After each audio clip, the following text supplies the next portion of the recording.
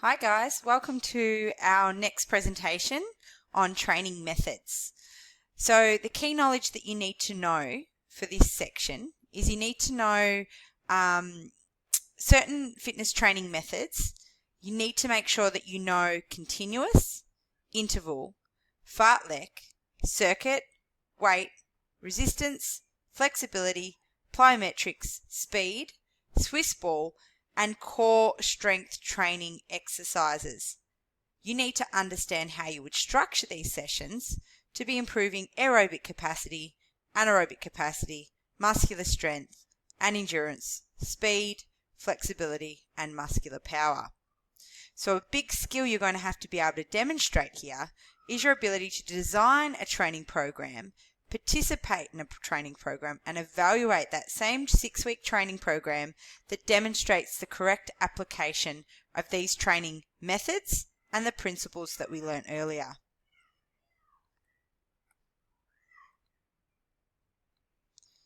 So what is it that you need to know? You need to have a good definition of each one of the methods. You need to understand its key features, its benefits and advantages, the energy systems that it best targets, and also any sort of testing or specificity issues. So let's start looking at these training methods. The first one we see here is continuous training. By definition, it's working at a sub-maximal intensity for a prolonged period, with no rest breaks for at least 20 minutes. You're working your aerobic energy system because this system has you working usually at a 1-to-1 work-to-rest ratio. The examples would be you going for a run, a walk, going swimming, anything that you'd perform at a continuous nature. Now, the benefits of doing this type of training over, say, an interval is that it's actually less demanding because it doesn't tax the aerobic system quite as much, and you're not really dabbling into the any forms of anaerobic training. It does provide health benefits, but it has lower risk of injury. So this is a really good type of training for someone who might be just beginning or starting out. It's also a good method to use during some sort of real general pre-season work. So what else do we need to know about continuous training? So we need to know that this is explicitly linked to our VO2 max, all right? So your ability to take in, transport, and utilize our oxygen. So have a bit of a think about how hard you think you'd need to be working at a sub-max continuous pace to actually be able to challenge your lip. The picture here we're seeing here is this gentleman is running up a hill. Now this is demonstrating fartlek training. Fartlek is the Swedish name for speed play. It involves short bursts of intense work followed by a continuous activity at a lower intensity. So it is a variation of continuous training. Now the benefit of doing fartlek training is that you can really target quite specifically the energy system and the demands of certain sports. So for example, you might want to target your aerobic system in a similar way to maybe netball. So you'd make sure that your fartlek or your speed play, working out periods of fast and slow, matches the demands of the game. It's a great way to add variety to continuous training, and it's a really good way, as I said, to make sure that the athlete is actually working at a high enough intensity. And all energy systems can be trained. So it's much more specific to intermittent sports. The next picture you see here is showing you interval training. Now, interval training is defined as set periods of work, followed by periods of rest. Okay, so here we see that we are distinctively working and then we are distinctively resting under passive conditions. So it's really important to understand that the recovery time here will determine the energy system being used. For example, if you're doing intervals at a 1-to-1 work-to-rest ratio, you're going to be targeting the aerobic system. If you're working at a work-to-rest ratio of 1-to-3, you're going to be targeting the anaerobic glycolysis system. And then lastly, if you're working in a 1 to 5 or 1 to 6, you're probably going to be using your ATP PC system. The benefit here is it's highly structured. It's really quite specific to a game, and you can measure progress quite readily. It's very easy to overload this type of training because you are literally changing the parameters, whether it's the period of time working, the period of time resting, or the total distance covered.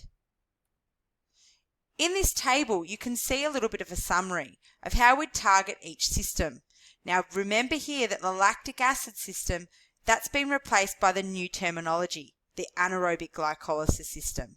But we see here we've got interval times, we've got our intensity and how hard the person needs to be working to get the benefits in that particular energy system.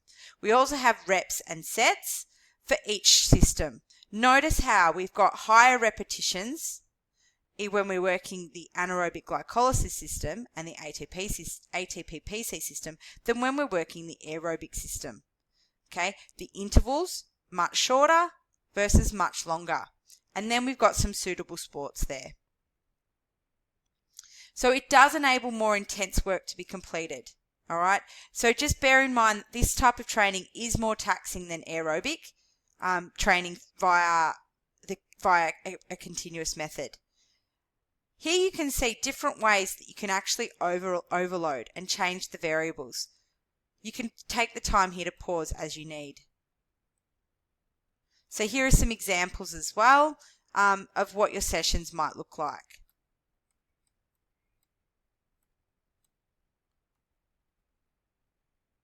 Once again, you can see here how you could change the variables. So it's very easy to overload using interval training. Okay, this picture here, have a think about what type of training it's showing you. It is circuit training. Now this is where the athlete can move from one exercise to another, usually through different stations. So examples you might see in a gym is maybe the likes of F45, definitely a good example of circuit training. The other example you might see is Curves Fitness, where people move around from station to station. Now the benefits here is that you can target all of the different areas of the body and all the muscles. So it's quite easy to structure. It's also very good for big groups. In terms of the fitness component, sorry, just had a mind blank. The fitness component that you can best target here, it's best suited towards local muscular endurance. Now there's two types of circuit training that you can generally fall into. Fixed time, where you've got to complete exercises for a predetermined time frame, and then there's also fixed load, so you're going for a fixed number of reps. The last one is individual load. So this is where you complete a minute maximum test, training load is established by halving test results, repeat 2 more circuits at that specified training load. So you complete one circuit and then your aim is to match it in the second and third. Once again, it's quite easy to overload this type of training by changing the variables. It can be quite specific. And the time that you take, it could be as little as 20 minutes, depending on how intense you're working, to much longer. This picture here is showing us resistance training. So by definition, this involves moving weights through a range of motion. Okay, it's great to target muscular strength, power, and endurance. Okay, examples that you'd see is a more traditional weightlifting program. Now the benefits here are quite vast. Okay, you can target specific to non-specific groups, muscle groups. You can add lots of variety into your sessions. It can be targeted towards strength, power, endurance just by changing the rep sets and the speed of the contraction. You can easily record your progress. And some of the terminology that you need to understand is reps, rep max, sets, resistance, and hypertrophy, which hypertrophy is the increase in the rate of muscle resynthesis over time. So we are talking about the increase in muscle tissue. Now this page here is really important. You need to know it inside and out. The load is talking about how much weight the person's lifting. Notice when we're looking at strength v power v muscular endurance, the load changes quite considerably. as does the amount of exercises you're doing, as does the reps. We see the reps start low and go higher as you get more into the endurance phase. The sets do the reverse, so more sets when we're talking about absolute strength. The rest and recovery time is important. You need more rest if you're lifting heavier than if you're lifting for endurance. The speed of the contraction. Now, if you're lifting really heavy, you're not going to be able to move the weight very fast. Versus if you're lifting for power, you notice that the load is less and you have to move through that movement quite quickly. So it's really important that you understand this and that you're demonstrating your understanding of these principles in your training program. It's very easy to overload resistance training. Take your time to read through these slides and pause where needed. You can easily overload using resistance training. Now, these are some of the more advanced techniques, and I encourage you to read through these. The next type of training is flexibility training. So this is training a specific joint to move through its range of motion. Now, examples could be yoga. It could be dynamic stretching before a game. It could be passive stretching after a game. But you do need to understand these definitions. Passive or static is holding a stretch. This is really only ever encouraged once your muscles are warm and following as a cool down. We've got slow active stretching. So stretch, relax, then re-stretch. And we'll do these ones in class so you have a bit of an understanding. Proprioceptive neuromuscular facilitation, PNF stretching, that's where a partner actually assists you. And once again, we'll demonstrate that one in class. And then we have ballistic stretching. And this is where we move through the range of motion using momentum. Okay.